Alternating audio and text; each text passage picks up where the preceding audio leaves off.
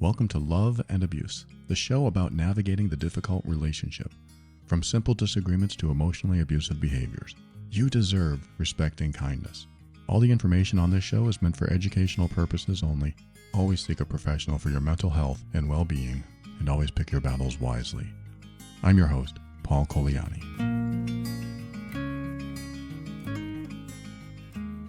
Thank you for joining me for another episode of Love and Abuse. Glad you are here.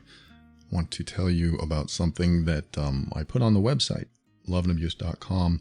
If you go to that website and you click on the podcast or listen to the podcast link, you will see a new button there that says Safe Listening.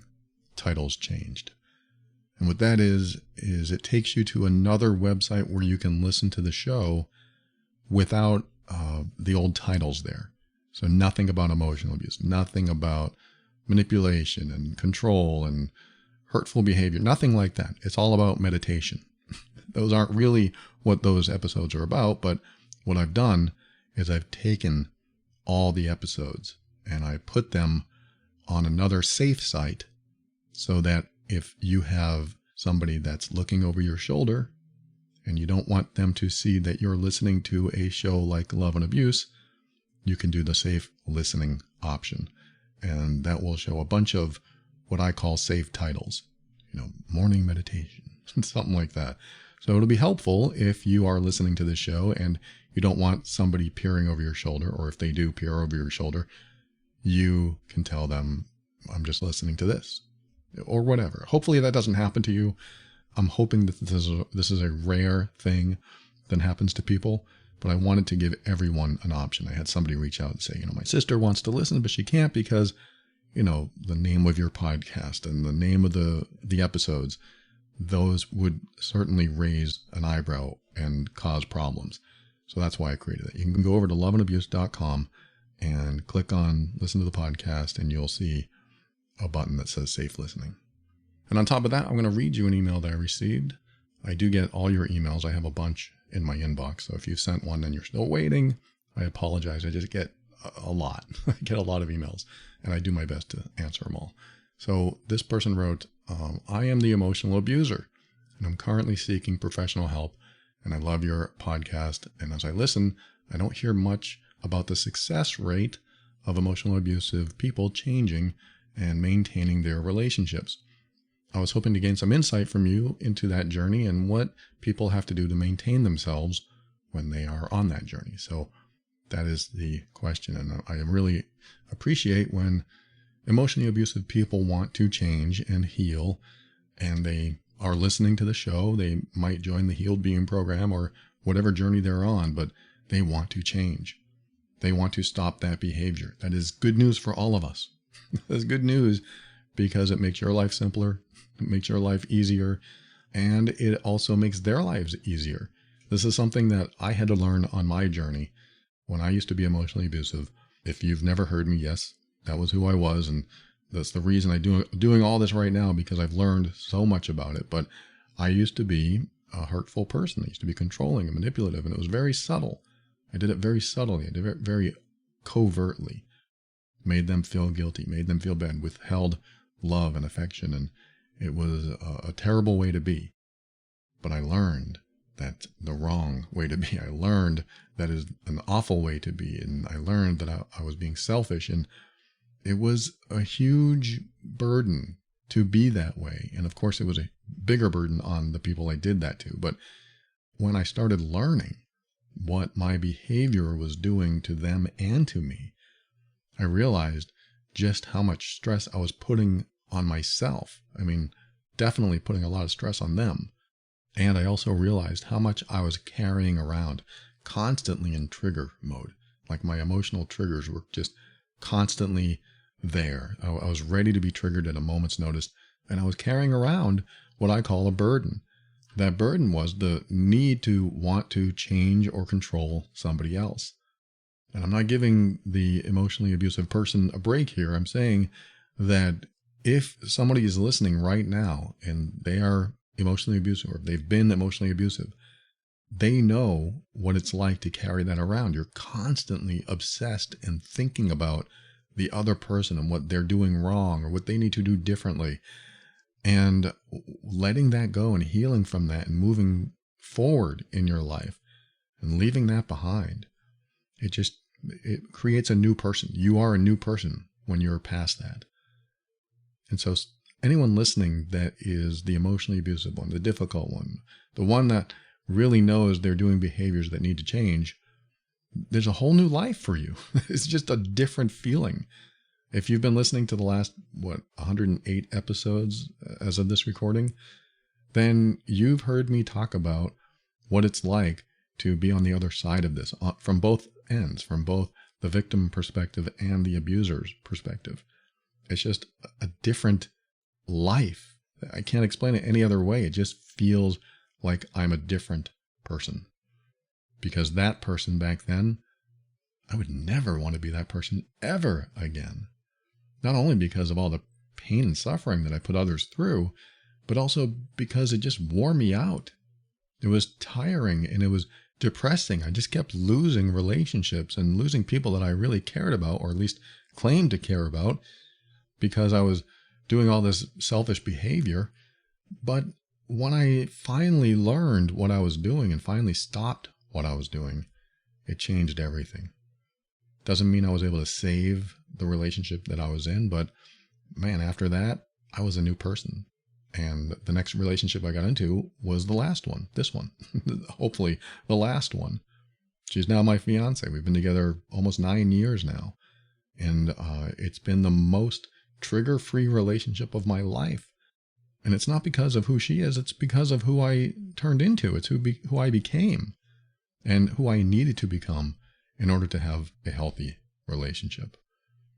I share this because this person wrote and said, I'm the emotional abuser and I want to change, and I would like to know the success rate of emotionally abusive people when they change. Does that last, and can they maintain long-lasting relationships? That's a great question, and I have the answer because I've been doing the Healed Being program for years now, and I know what happens. I see the results. So I'm going to give you some personal experience and some experience from the groups and the people that I've talked to, couples and individuals. So my personal experience is after I changed, after I healed, after I stopped doing emotionally abusive behavior, and I realized how much easier life is not being that way, and how much easier life is for the people that I care about when I'm not that way. So let me tell you the success rate for the person who stops being abusive. Let's just put it this way. They have to meet some criteria. One is that they have to want to change. They have to want it inside them. The success rate decreases when they are told to change or else. It does. The success rate decreases if the victim of their abuse says, look, you need to change, you need to stop hurting me, or else. And they say, okay, don't leave, I'll do what I can. It decreases when they don't realize internally that they need to change, and they're only doing the change for the other person. That's why in the program I always say, you need to do this for yourself.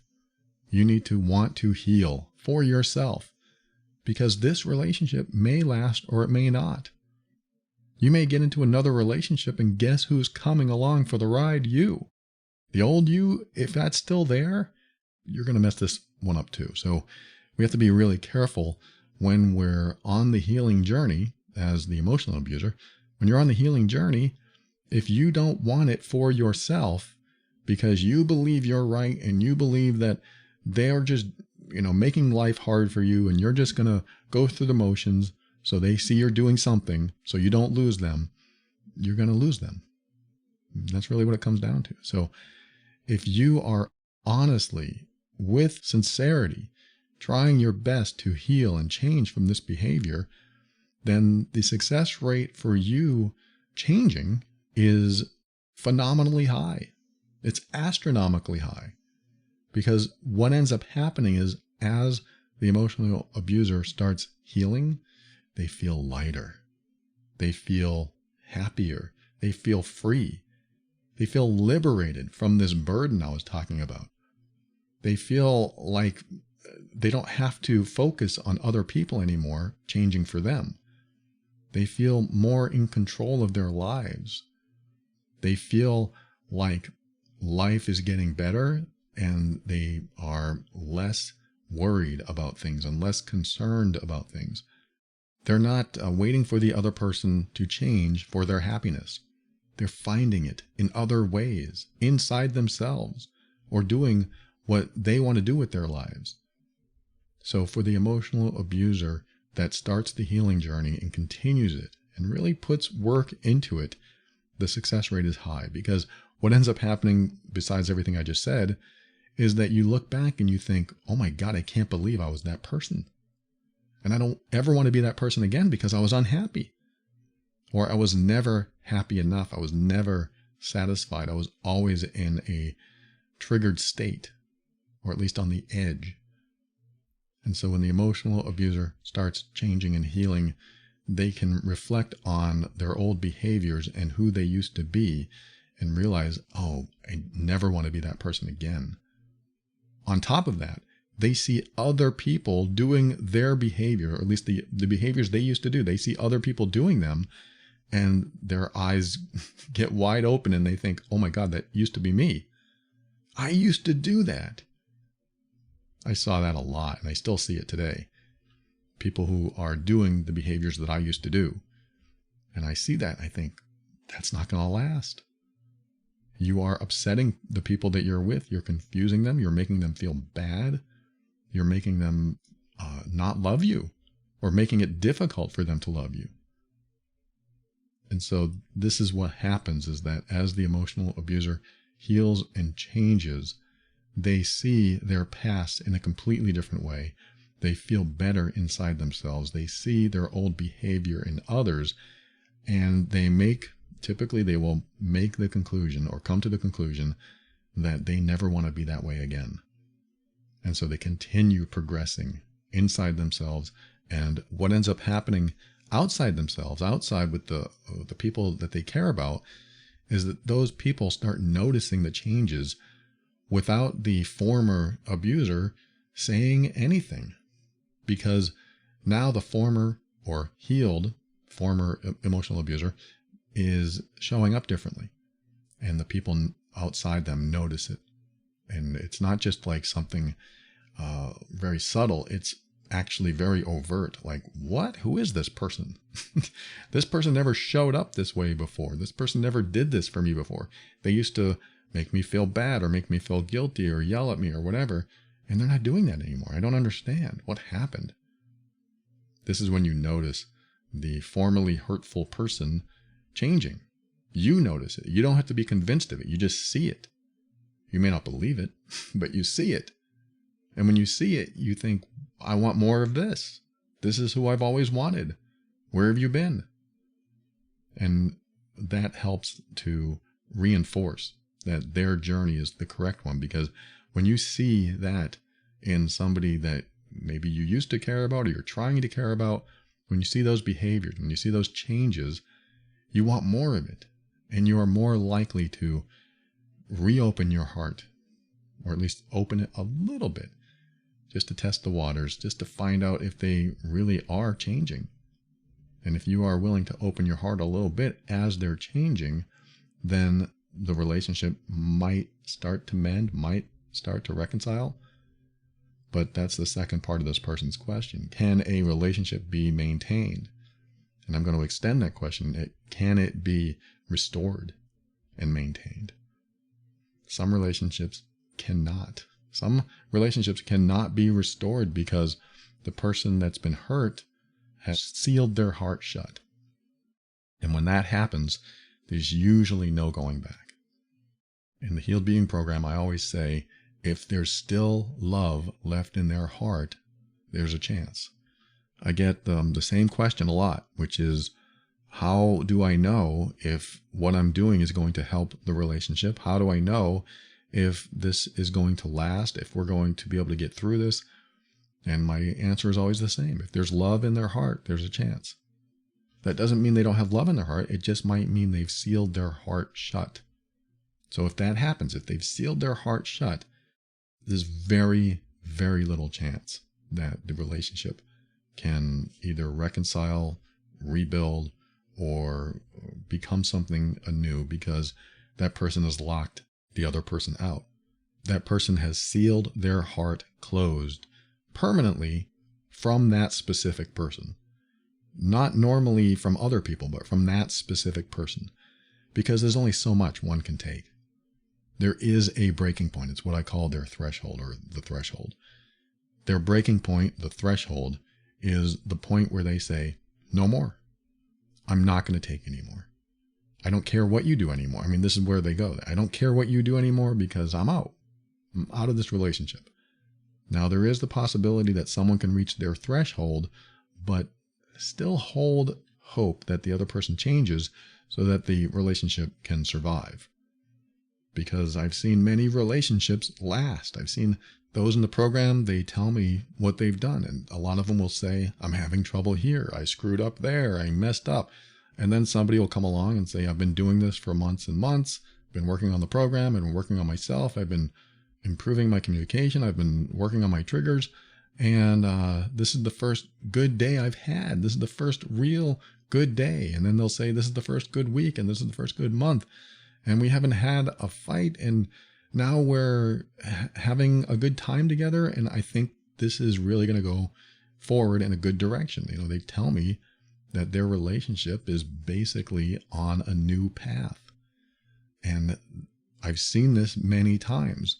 Now, I will be honest. Not all relationships will be saved, and there are fewer saved than broken. Let me repeat that. There are fewer relationships saved than there are ones that fail or break, and people go their separate ways. That doesn't mean you shouldn't try. That doesn't mean if you have love in your heart and they have love in their heart that you shouldn't try, because over and over I see this, is that the emotional abuser will start doing the healing process and be genuine about it and really do the steps. They are in it to win it. They are in it to heal. Whether the relationship lasts or not, they are going to take this journey to the end. They're going to follow the path till the end until they're fully healed. And that's a lifelong journey. But that's their path. And when they're on that path, whether the relationship lasts or not, that is when I see the most success. No matter what happens in the relationship, they stay on the path and they want to be on that path. The most failure I see is when they're on the path, but when the other person doesn't want to be in the relationship anymore, they stop following the path. They stop the healing and changing process. And I have to iterate and reiterate that the end of the relationship doesn't mean the end. Not always. Sometimes there's a separation. Sometimes there's a divorce. And sometimes you are breaking up and you think that it's over. But if that's the point when you quit, then there's no chance. If you decide, like if you're the emotional abuser and you decide that I'm not going to heal and change because there's nothing to heal and change for, the relationship's over, what's the point? Then you've lost. Not only have you lost this relationship, but you've lost the chance at making the next relationship great or better or the best one you've ever had. Now, I'm not trying to put you down if you're on this journey. I'm trying to give you some reality, give you some reality that if you stop the healing process, even if your relationship doesn't last, then what you're doing is affecting your entire future and those that you care about in your future or in your present. But the idea is to work on yourself, make it about yourself, focus on yourself, reflect on your own behaviors, and work through it so that you show up as the best person you could possibly be in any relationship.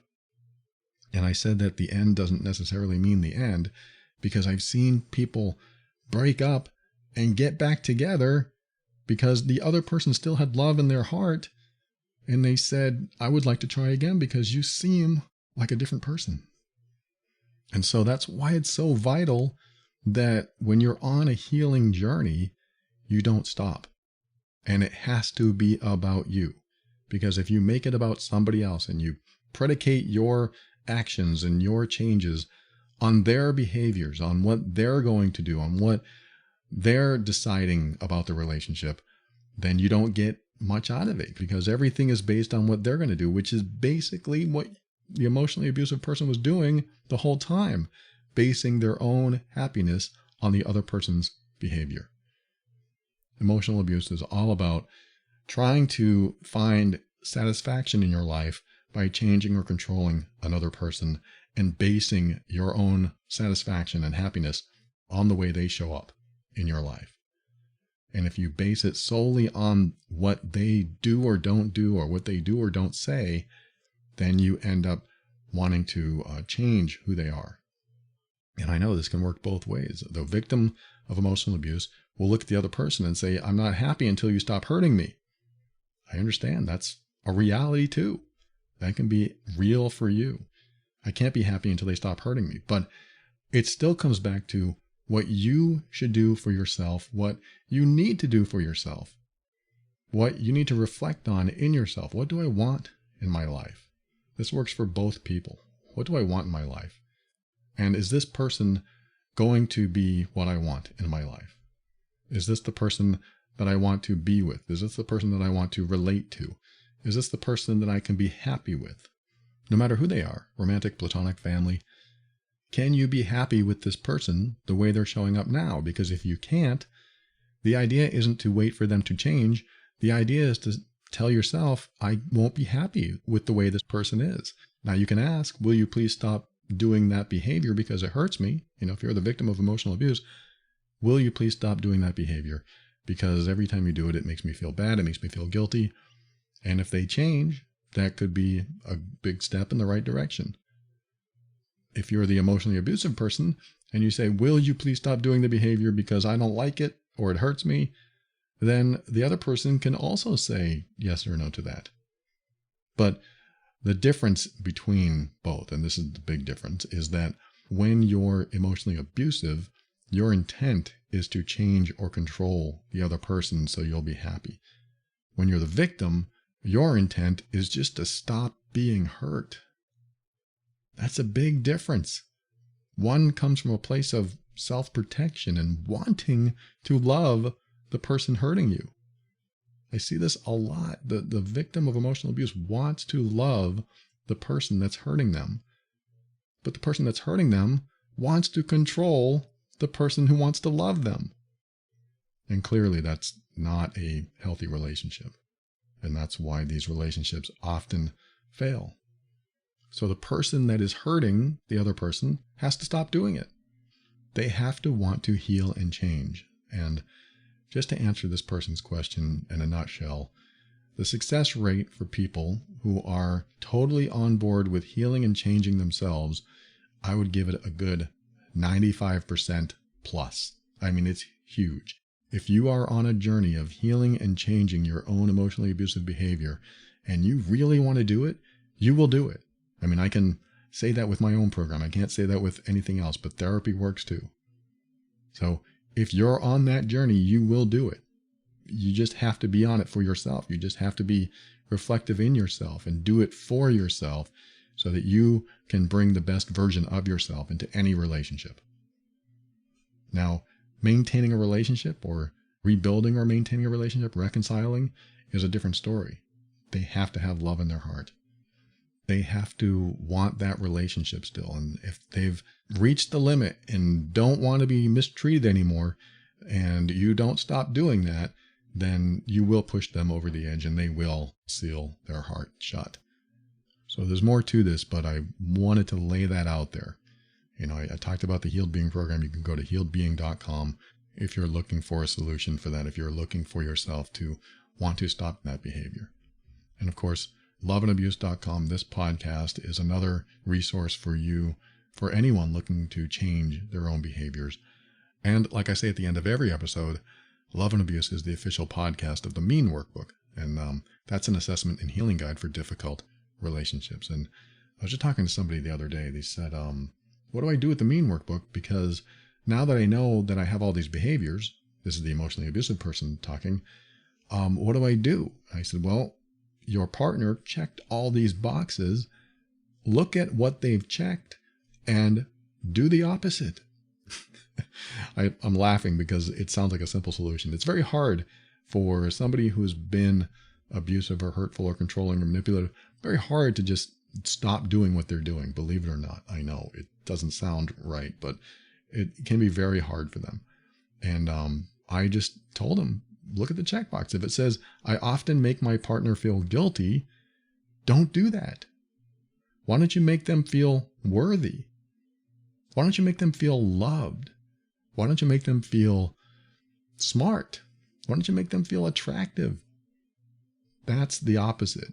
I mean, if you're making somebody feel guilty, it's for a reason. You want to try to control them, or control their emotions and control what they do. This is what I used to do. I used to try to control my partner's behavior by making them feel bad, making them feel guilty. Because I believed if you make someone feel guilty, they'll have compassion enough for me to stop doing what I want them to stop doing. Very toxic thinking on my part. And it was very unhealthy and it was very abusive. And when I learned about my behaviors and I finally stopped doing that, I finally realized just how awful I was being. I didn't know I was awful at all. I honestly believe I was right. And that is the big hurdle for most emotionally abusive people, is that they believe they're right, so they keep doing the behaviors. Why don't you just listen to me and we'd both be happy? That was my MO. I did that all the time. I apologize to those I've done it to. I'm just now trying to get other people on board so that they can get out of these toxic situations. Even if they stay in the relationship, just stop the toxicity. How do we stop the toxicity? The person who's hurting another person has to stop hurting them. And so, like I was saying with the mean workbook, you can take all those check boxes and say, okay, what is the opposite of that? I'll start doing that. And that's just a behavior change. You still have internal psychological changes to make. And I talk about that in the Healed Being program. And of course, if you're in the support group, we can talk about that as well. But that's my thoughts for today and on this email. And I want to thank the person who wrote. And of course, as always, share this with others that might benefit. Love and Abuse is the official podcast of the Mean Workbook, which is an assessment and healing guide for difficult relationships. The workbook gives you your mean score, which tells you the exact behaviors causing you to leave so many interactions feeling bad. Now you can pinpoint the specific, unhealthy, and even toxic behaviors in your relationship to help you take the next best steps for you and those you care about. Visit loveandabuse.com for more information. And if you've discovered that you are doing the hurtful behaviors to someone that you care about and would like to change that about yourself, sign up for Healed Being over at healedbeing.com. The course comes with a private online group where I and others will give you direct support for as long as you need it. You'd be amazed at how good you feel when you're able to stop making those you love feel bad. That's healedbeing.com. This show exists to remind you that you are not alone and you're not going crazy. You deserve to be treated with respect and kindness. You deserve honesty and sincerity. You deserve to be treated as worthy and significant. Because you are. We'll talk again soon.